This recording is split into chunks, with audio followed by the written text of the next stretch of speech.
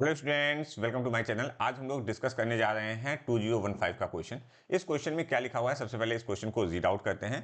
इस क्वेश्चन में बोल रहा है if vectors a is equal to cos omega T I plus sine omega T J and vector b cos omega T by two I plus sine omega T by two J as function of time. अच्छा, ये जो दो vector है ये time के function है, यहाँ पर t दिए हुए हैं। Okay, then the value of t, आपको क्या पता करना है, टी की वैल्यू पता करनी है at which they are orthogonal to each other. अच्छा, इस वर्ड को आप अच्छे से याद कर लें कि जब भी दो वेक्टर्स ऑर्थोगोनल होते हैं तो उनके डॉट प्रोडक्ट जो होंगे वो क्या होंगे, जीरो होंगे। ऑर्थोगोनल मतलब 90 डिग्री, और 90 डिग्री वाले केस में उनका डॉट प्रोडक्ट कितना होगा, सॉरी 90 डिग्री नहीं लिखना है यहाँ पर, उनका जो डॉट प्रोडक्ट होगा that is going to be uh zero. ये बहुत अच्छे से याद कर लेना है, ये किसी पर्टिकुलर क्वेश्चन का कॉन्सेप्ट नहीं है, ये आपको मैथ में पढ़ाया जाता है। ओके, अब हम बात करते हैं एक और कॉन्सेप्ट के बारे में कि यहां पर जब हम डॉट लेते हैं तो आई डॉट आई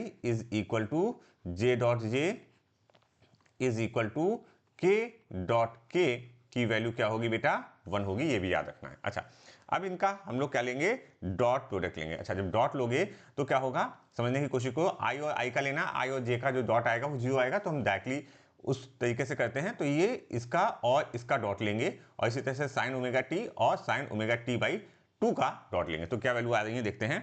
हम लिखेंगे यहाँ पर cos of omega t, okay, dot cos of omega T by two, okay, plus sine of omega t, okay, dot sine of omega T by, okay, is equal to zero. अब यहां पर आपको फिर से एक मैथ का formula आना चाहिए। कौन सा फॉर्मूला आना चाहिए, मैं आप फॉर्मूले को लिख देता हूं।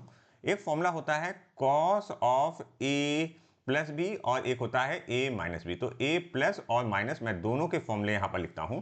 तो इसका जब आप फॉर्मूला लिखोगे that is equal to cos a in dot cos b, okay, cos a cos b, ठीक है, प्लस यहां पर जब यहां पर प्लस लगा होगा तो हम सबसे पहले क्या लगाएंगे, माइनस प्लस, ओके, यहां पर लिखेंगे साइन ए साइन बी, ठीक है। अच्छा, अब यहां पर देखो, जब यहां पर प्लस होता है तो यहां माइनस होता है, जब यहां माइनस होता है तो यहां प्लस होता है। इस केस में यहां पर प्लस हो रहा है, मतलब अगर आप ध्यान दें तो इस केस में ये वाला जो प्लस है, ठीक है, ये वाला जो प्लस है वो यहां पर माइनस के टर्म में आ रहा है।